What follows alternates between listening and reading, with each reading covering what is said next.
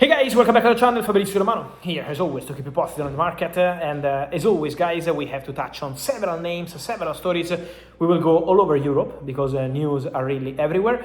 Also something that is gonna be about players who just left the World Cup, and so let's jump into it together. And we start from the stories we have around Europe, and we start from England because former Real Madrid manager Álvaro Arbeloa just left Real Madrid after his short spell at the club. Replacing Xabi Alonso will be the new Fulham manager. It was already, here we go, few weeks ago, but now it's official. Álvaro Arbeloa signed a 4-year contract at Fulham, ready to take over at Craven Cottage after the excellent work of Marco Silva, who is now the new head coach of Benfica, replacing Jose Mourinho. So Mourinho to Real Madrid, Marco Silva to Benfica, and Arbeloa from Real Madrid to Fulham in this strange story that brings Arbeloa to Premier League, a big opportunity for him, a contract until 2029.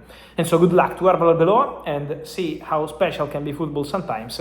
The first game in Premier League is going to be Fulham against Chelsea, Arbeloa against Xabi Alonso. So one of the stories of these 24 hours. Just to stay quickly in Spain, to touch on something also regarding Joao Cancelo. Many questions after some stories, some rumors coming out of Spain. It's done, Joao Cancelo staying at Barcelona, it's done, agreement with Al Hilal. Let me clarify something, guys. Two important stuff on Joao Cancelo. The first side, the first 50% of the story.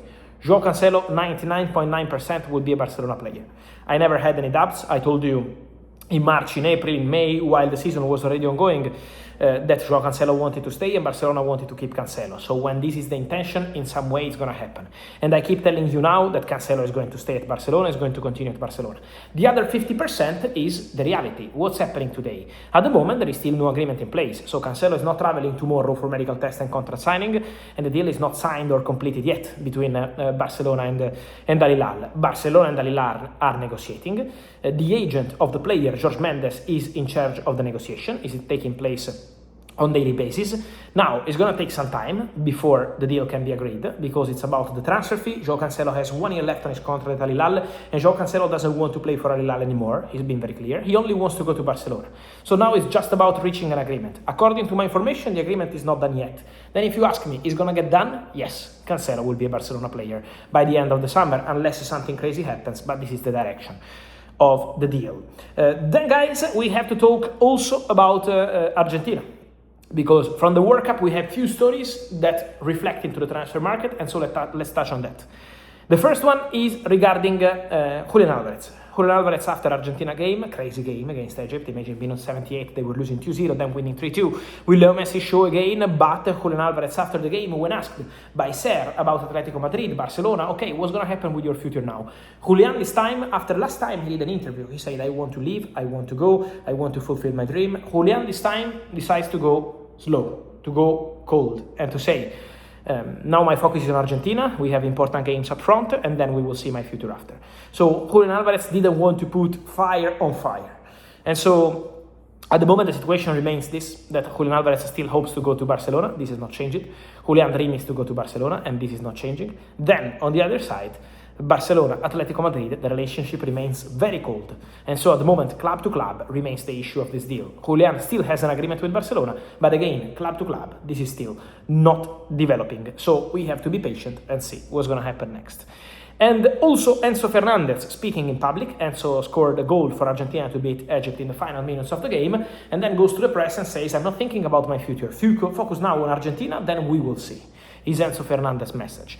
Real Madrid already made clear, finally, that the deal is not happening, because it was completely false that Real Madrid started negotiations with Enzo, with his agents, or with Chelsea. It never happened. It was just discussed internally among names, but never concrete, never even close.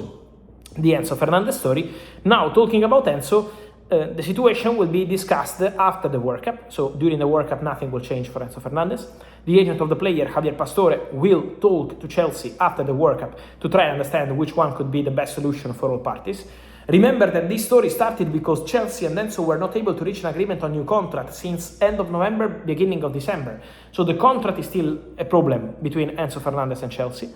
Then, let me tell you once again, after the Real Madrid statement, I saw some stories of Manchester City. From what I'm aware, Manchester City are not in active talks to sign Enzo Fernandez at this stage.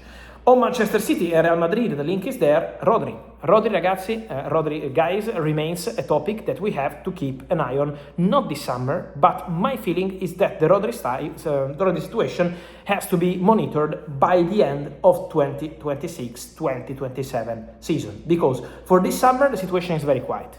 Real Madrid, we saw Enrique Riquelme, a candidate to Real Madrid presidency, then Florentino Perez won, announcing Rodri as potential signing, but with Florentino Perez, the situation is completely cold. So between Rodri and Florentino, at the moment, my understanding is that Florentino is not convinced by signing Rodri. And so very quiet with Real Madrid this summer.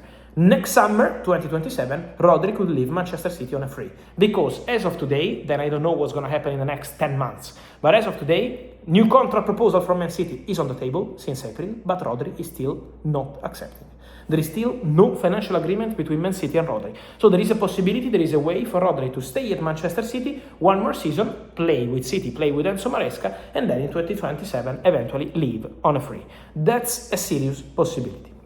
Then, just to close on Real Madrid, Brahim Diaz. There is a club pushing a lot behind the scenes to sign Brahim Diaz, and that club is Juventus. Juventus would love to sign Brahim Diaz, it's their dream target. The manager, Luciano Spalletti, is pushing on daily basis in the meetings they have to sign Brahim Diaz. But the answer from player side is very clear, in public and in private. Brahim says, I want to stay at Real Madrid.